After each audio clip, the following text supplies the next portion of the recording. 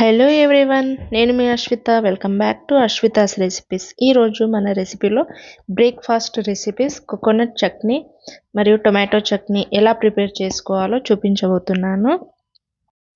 చాలా ఈజీగా అండ్ టేస్టీగా హెల్తీ రెసిపీస్ టొమాటో అండ్ కొబ్బరి చట్నీ మీరు కూడా ఒకసారి తప్పకుండా ట్రై చేయండి.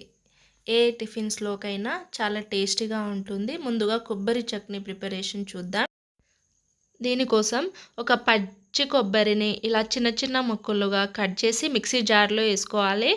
దీంట్లోనే 2 టేబుల్ స్పూన్ల పుట్నాల పప్పు, కారానికి తగ్గట్టు 2 పచ్చిమిరపకాయలు, అల్లం వెల్లుల్లి, కొంచెం చింతపండు, జీలకర్ర, కొంచెం టేస్ట్కి తగినంత సాల్ట్ వేసుకొని ఇలా గ్రైండ్ చేసుకోవాలి.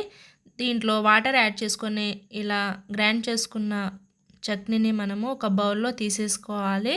ఆ తర్వాత దీనికి తాలింపు రెడీ చేసుకోవాలి. ప్యాన్ హీట్ అయ్యాక 1/2 టేబుల్ స్పూన్ ఆయిల్ వేసుకొని మనము దీంట్లో పచ్చిశనగపప్పు, ఆవాలు, జీలకర్ర, అదేవిధంగా ఒక 2 ఎండుమిరపకాయలు, కరివేపాకు వేసుకొని ఇలా కొంచెం దూరగా వేయించుకొని కావాలంటే మనము దీంట్లో కొంచెం పసుపు కూడా యాడ్ చేసుకోవచ్చు.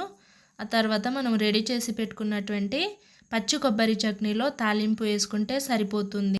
ఇంతే అండి, చాలా ఈజీ అండ్ టేస్టీ పచ్చి కొబ్బరి చట్నీ రెడీ అయిపోయింది. మన సెకండ్ రెసిపీ వచ్చేసి టొమాటో చట్నీ. ప్యాన్ హీట్ అయ్యాక 1 టేబుల్ స్పూన్ ఆయిల్, పచ్చి శనగపప్పు, అదేవిధంగా ఒక అల్లం ముక్క, 7-8 ఎండుమిరపకాయలు వేసుకొని ఇలా బాగా వేయించుకోవాలి. మీకు కారం ఎక్కువ కావాలనుకుంటే ఎండుమిరపకాయలు ఎక్కువ కూడా వేసుకోవచ్చు.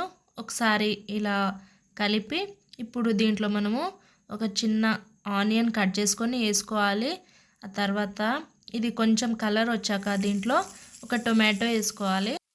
ఇలా వీటిలన్నిటిని కూడా ఇలా ఆయిల్లో వేయించుకొని తొందరగా ఉడకాలంటే కొంచెం సాల్ట్ యాడ్ చేసుకోవాలి.